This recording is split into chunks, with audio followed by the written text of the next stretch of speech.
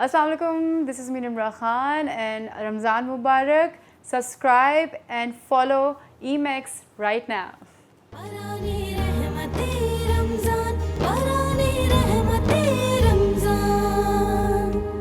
बारानी रहमत के सेलिब्रिटी लाउंज में आप सभी को खुशामदीद। आज हमारे सेलिब्रिटी लाउंज में ऐसी मेहमान है, एक ऐसी शख्सियत जिन्होंने जब जो चाहा अपने मजबूत इरादे से हासिल कर लिया। शोबिज़ का एक ऐसा नाम जो फिल्मों, ड्रामों और मॉडलिंग के हवाले से मुल्क में अपनी पहचान बना चुका है। ये मनमोहनी सी शख्सियत गुलकारी के शोबे में भी कदम रख चुकी हैं। बहुत कम लोग ऐसे होते हैं जो आँखों और कानों दोनों को भले मालूम हो, और ये तो इन्हीं रास्तों से लोगों के दिलों में अपना घर बना चुकी हैं। मौत और वज़न दोनों को शिकस्त देकर अपने ख्वाबों की ताबीर हासिल करने वाली हमारी आज की मेहमान बहुत ही मनमोहनी सी निम्रा खान।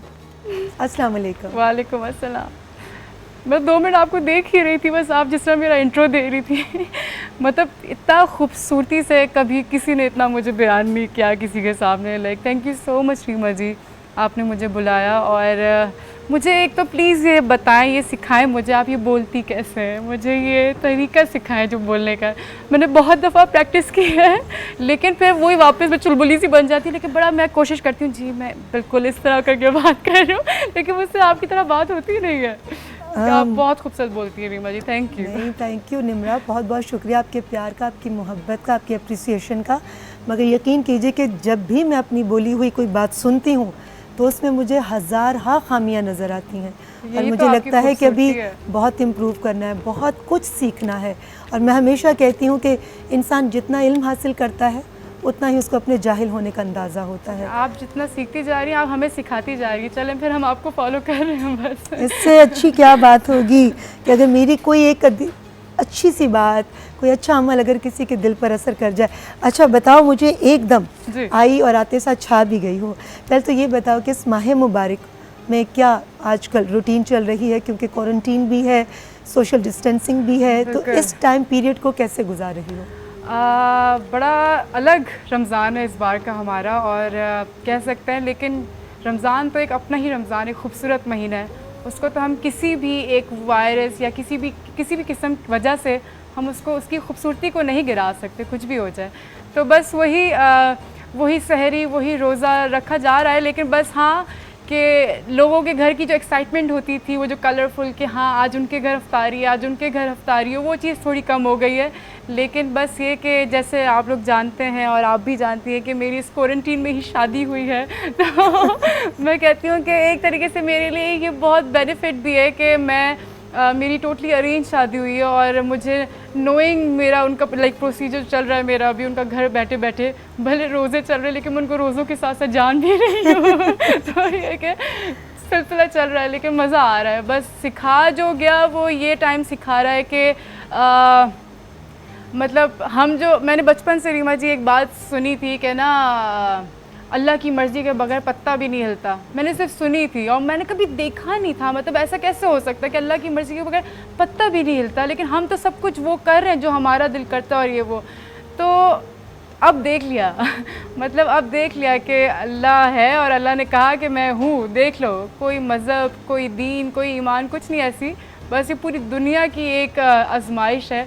तो हज़रत अकरम सल्लल्लाहु अलैहि वसल्लम ने हज़रत अली रज़ी अल्लाह ताला अन्हु ने पूछा कि इस चीज़ को कैसे डिफ्रेंशिएट किया जाए कि ये जो मुसीबत हम पे पड़ी है कि ये सज़ा है कि ये मुसीबत है, ये आजमाइश है, सॉरी ये आजमाइश है कि ये सज़ा है।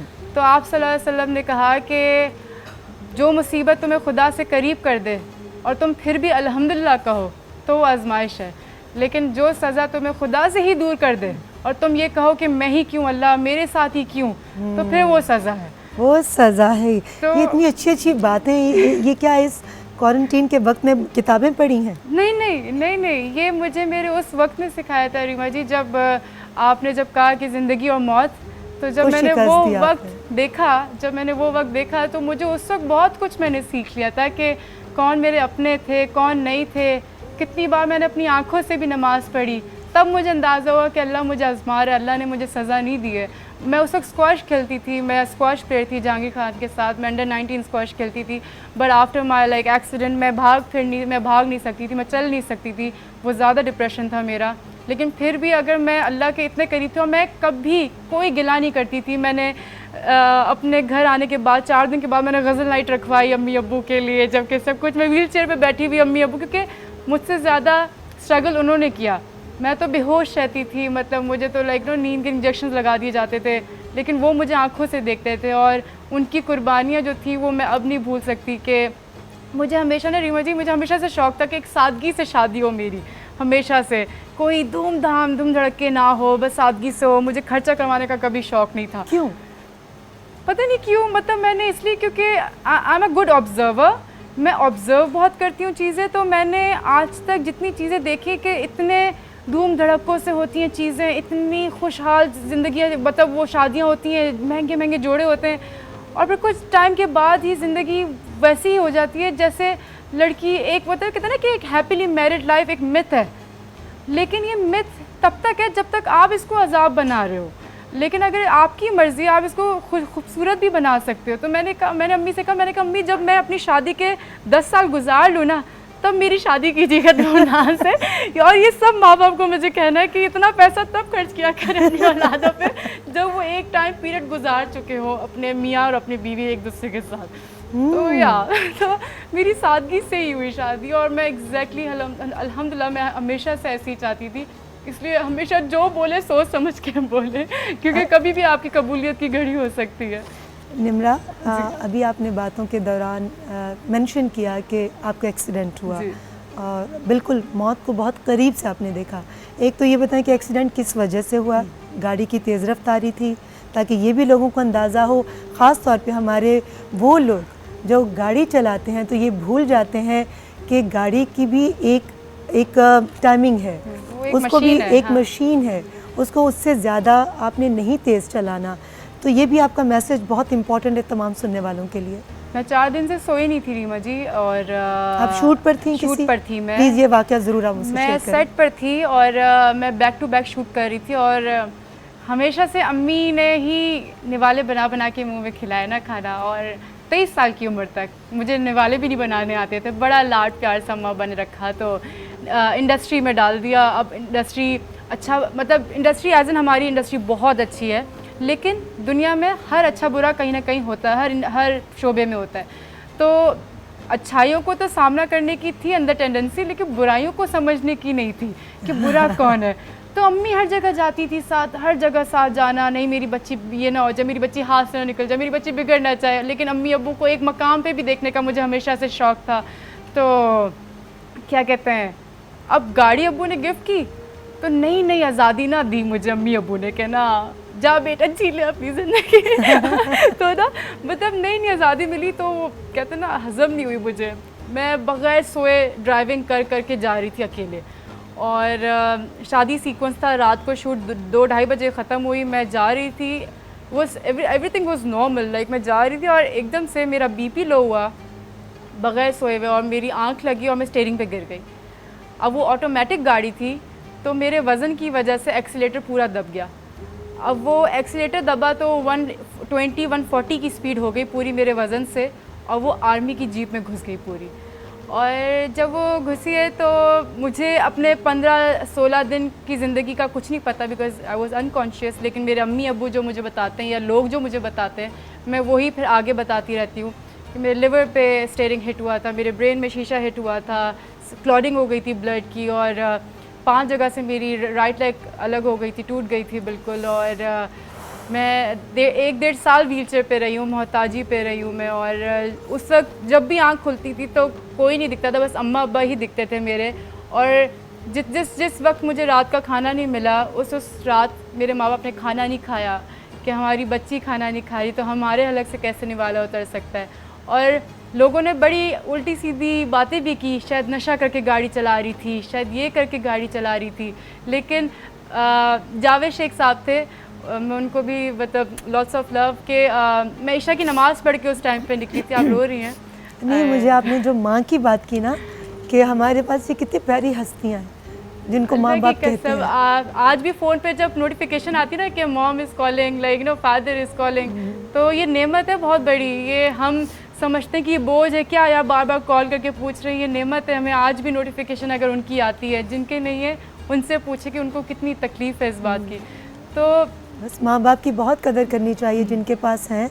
अल्लाह ताला इनका साया सर पर सलामत रखे।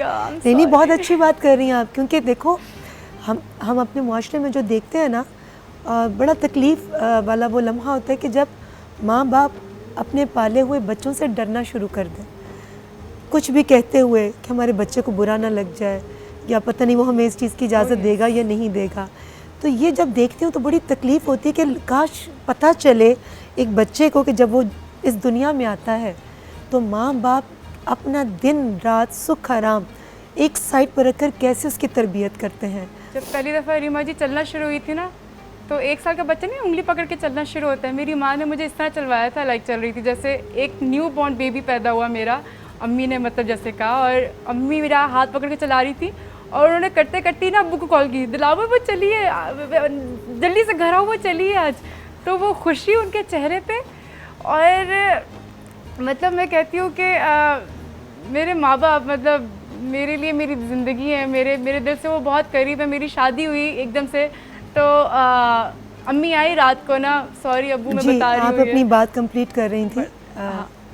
जो आपने कहा कि जब आप एक्सीडेंट हुआ और अम्मी अब्बू का चेहरा ही सिर्फ नज़र आता था आपको जब भी आपकी आंख खुलती थी, और जब वो आप नमाज़ पढ़ के निकली थी जावेद शेख साहब। हाँ, यस, जावेद शेख साहब। तो जावेद शेख साहब स्पेशली जिन्होंने भी ये बातें की थी कि नशा करके चला रही थी या ये कुछ करके इस तरह, तो जावेद शेख साहब स्पेशली हॉस्पिटल आए थे सिर्फ इस बात की गवाही देने के लिए कि दिलावर साहब, मैं ये आपको सिर्फ इसलिए हॉस्पिटल कहने आया हूँ ये बात कि ये बच्ची आपकी इशा की नमाज़ पढ़ के निकली थी, और मैंने इसके ऊपर सर हाथ रख के भेजा था कि अल्लाह खैर सला घर जाओ बस। मुझे बहुत अच्छा लगा था कि ईशा की नमाज़ पढ़ के उस वक्त निकली। तो तभी मैं शो ऑफ़ नहीं कर रही, लेकिन मैं उन लोगों को बता रही हूँ, उन लोगों को जिन्होंने बहुत हर तरह की बातें की, और हम लोगों को जज बहुत करते हैं हर तरह से।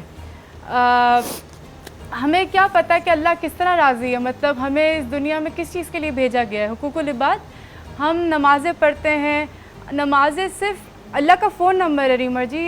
मतलब जैसे हम, अगर मैं आपको फ़ोन करूँगी तो मैं नंबर मिला के आपको कॉल करूँगी कि मुझे आपसे ये हेल्प चाहिए। नमाज अल्लाह मियाँ का एक फ़ोन नंबर है कि हम जब नमाज़ पढ़ते हैं तो हम अल्लाह से कहते हैं अल्लाह हमें ये चाहिए, हमें ये चाहिए। लेकिन दुनिया में जो भेजा गया वो है हुकूकुल इबाद कि अपनी ज़ात से आप किसको तकलीफ़ दे रहे हो। कहते हैं कि बड़ी खूबसूरत बात मैंने पढ़ी थी रीमा जी कि तुम करते वो हो जो तुम चाहते हो, लेकिन होता वही है जो मैं चाहता हूँ। तुम वो करो जो मैं चाहता हूँ, फिर वही होगा जो तुम चाहते हो। क्या तो बात बड़ी खूबसूरत बात है ये कि अगर हम इन चीज़ों को थोड़ा बहुत मान लेना, समझ ले कि किसी को मुस्कुराहट देने से कितना सवाब मिलता है, तो ये मैं हम ब्रेक के बाद बताते हैं आपको। जी बिल्कुल, निम्रा ने खुद ही ब्रेक ले ली। और अगर आप किसी को कुछ नहीं दे सकते तो एक मुस्कुराहट तो दे सकते हैं।